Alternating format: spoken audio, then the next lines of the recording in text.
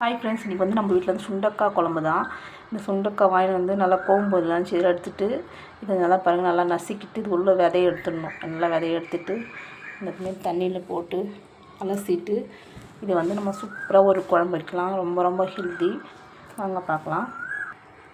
பாருங்கள், இந்த சுண்டக்காயில் இந்த விதை எடுத்தாச்சு. இவ்வளோ விதை இருந்தது பாருங்கள், இவ்வளோ விதை இருந்தது. இப்போ நம்ம கடிச்சது வந்து இவ்வளோ சுண்டக்காய் நல்லா வாஷ் பண்ணணும். இந்த விதை வண்டி இல்லாமல் நல்லா வாஷ் பண்ணி தண்ணியில் எடுத்துடணும்.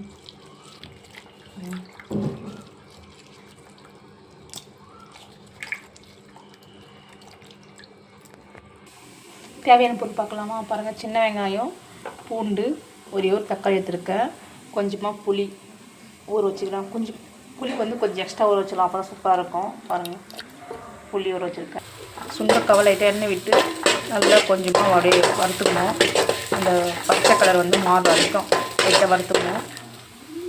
அவ்வளோதான். இந்தளவுக்கு வறுத்தா போதும்.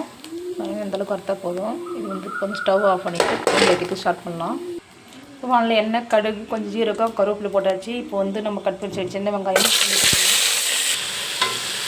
கட் பண்ணி தக்காளி, வெங்காயம், பூண்டு நல்லா வதங்க வைக்கணும். நல்லா வதங்க வைக்கணும். வதக்கி வச்ச சுண்டக்காய் இதில் சேர்த்துக்கலாம். இதையும் கொஞ்சம் வதங்கலாம். அப்படியே கூடயே காய்க்கு தேவையான மிளகாய் பொடி, மஞ்சள் தூள் போட்டிருக்கேன். அப்படியே உப்பும் கொஞ்சம் போட்டிருக்கேன். உப்பு கொஞ்சம் போட்டிருக்கேன். இப்போ புளி வச்சுருக்கலாம், அந்த புளி தண்ணி ஊற்றணும். இந்த குழம்பு வந்து நல்லா சுருண்டு வரணும். அது வரைக்கும் கொதிக்கணும். கொதிக்கிட்டு பார்க்கலாம். பாருங்கள், நல்லா இந்த அளவுக்கு சுருண்டு வந்துச்சு குழம்பு. இந்த அளவுக்கு கெட்டியானோடனே குழம்பு ஸ்டவ் ஆஃப் பண்ணிவிட்டு ஒரு பாத்திரத்தில் நான் வந்து மாற்றி வச்சுருக்கேன். இந்தமாரி பண்ணி சாப்பிட்டு பாருங்கள், சூப்பராக இருக்கும். செம்ம டேஸ்ட்டாக இருக்கும். ரொம்ப ரொம்ப உடம்பு நல்லது. ட்ரை பண்ணி பாருங்கள். பாய்.